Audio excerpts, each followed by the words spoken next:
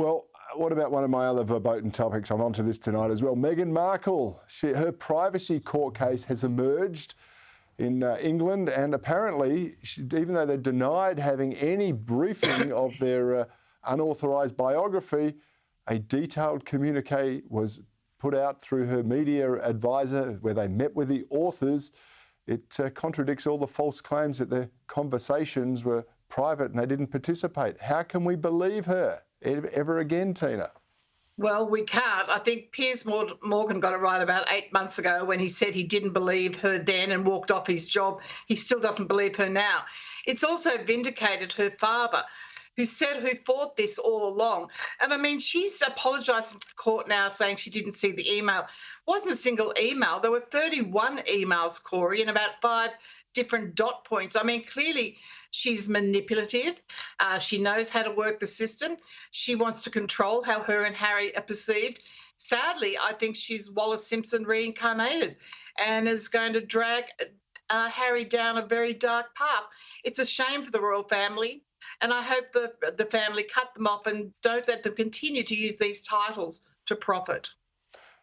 Yeah, but at least she's been exposed again. That's right. Number 3, in an attempt to get ahead of the woke mob, actor John Cleese has actually cancelled himself. Now, he's a legendary star of Monty Python. He's withdrawn his appearance at Cambridge University after news the institution cancelled an art historian because the art historian had impersonated Adolf Hitler. Well, Cleese said, "I've done this myself in Monty Python and Fawlty Towers." So is he just poking fun at cancel culture here, or is he making a serious point, Teena? I think a bit of both.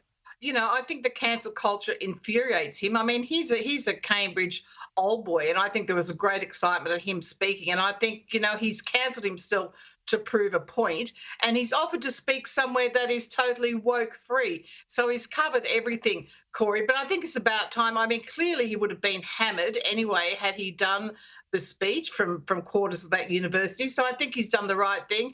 It's sometimes good to get in ahead of these buggers, Cory, and cancel yourself before they do it any more damage to you. I reckon if he wants to appear in a woke-free zone, I might be able to get him on Bernardi. We'll see if we can do that in 2022. All right, yes. A new SBS inclusion program has been criticised as political indoctrination. The course teaches about intersex inclusion and unconscious bias. Apparently, the New South Wales Treasury is spending $56,000 for their department to participate in it. And the Department of Communities and Justice, they're handing over another $22,000. Teena, incredible what they're spending taxpayers' money on in New South Wales these days. Look, I'll be giving McQueen another call. I mean, I fill up his message box continually.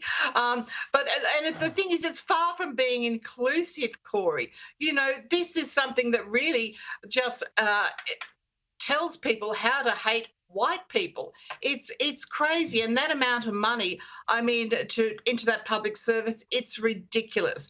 And I do think there are better things that the taxpayers' dollar can be spent on. It also disappoints me that Mark Latham has to raise issues like this all the time. The members of the Liberal Party need to jump on this, even though it's a government-funded project. They need to put the handbrake on. Don't leave these fights up to Mark Latham. We need to stand up and fight.